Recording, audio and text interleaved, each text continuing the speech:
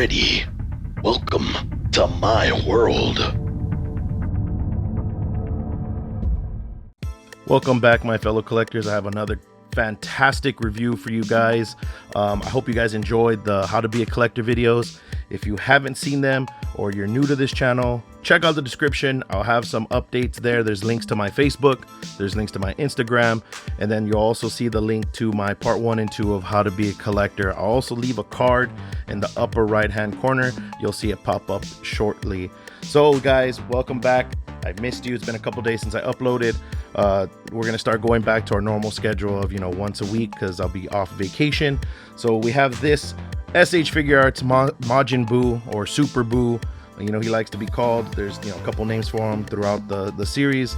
So let's take this guy out of his cardboard prison and take a look at him. But first, you guys remember, please, let's get this video to 100 likes, subscribe, and hit the bell icon so that way you guys know and get notified whenever I have new videos. Also, if you notice in the bottom right hand corner, there's a little icon of a ghost wearing a Spartan helmet. Yes, my new logo is up there, thanks to Random Stuff 1123.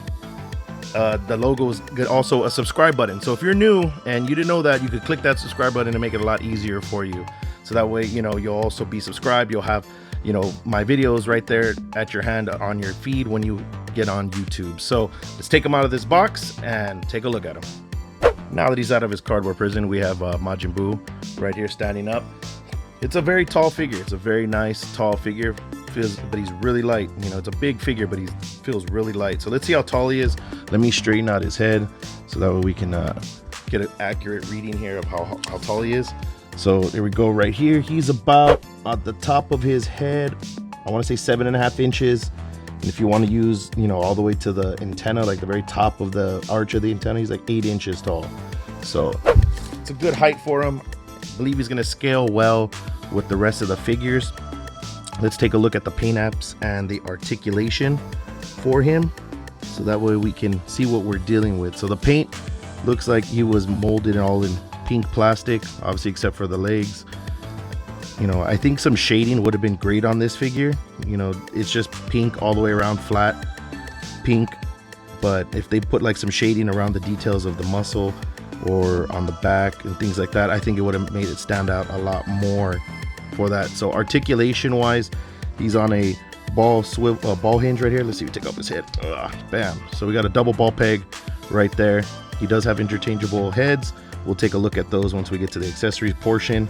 Also guys, stay tuned for the slideshow. They'll be at the end of all the poses this guy can get into, at least that I can put him into, and you guys can determine if you guys want to put this guy on your shelf. So he's on a double ball peg, so he's able to swivel. We got some good leanage right here. He looks up fair amount, looks down fair amount. You got to use that neck joint. We got full rotation of the arm, bicep rotation. We also got a butterfly joint that works very well. You can see that, and it cup, not much gappage when when you're posing him. So we got the bicep swivel. Looks like a double jointed elbow. We got a double jointed elbow there, and then we also have no forearm rotation, but we have our wrist swivel and hinge. I believe the wrist is on just a double ball peg as well, so it fits in there. So as for the abs, we got good range for the ab crunch because he has 2 joints. There's that one, there's one on top and then one at the bottom, so you can see how much he can crunch back and then how much he can crunch forward to get in those dramatic poses. There is no waist swivel. This belt hides the joint, but there's really no waist swivel. You can lean him a slight bit, but mostly it's just up and down. For the legs, you can go up that much, go back that much. We can get him to open his legs all the way, which is really good. For this joint, this is the new joints they have. We have upper calf swivel right here. We got double jointed knees. See, this is shading right here. You can see this little darkness. I mean, this is all molded in white plastic, but you can see they shaded the pants a little bit. You can see that there's like a shadowing or dark slight paint right here. That shading. So if they would have did that on his body, it would have made a big difference for, not, I want to say show accuracy, but it would have made the figure pop and stand out a lot more, especially in this color.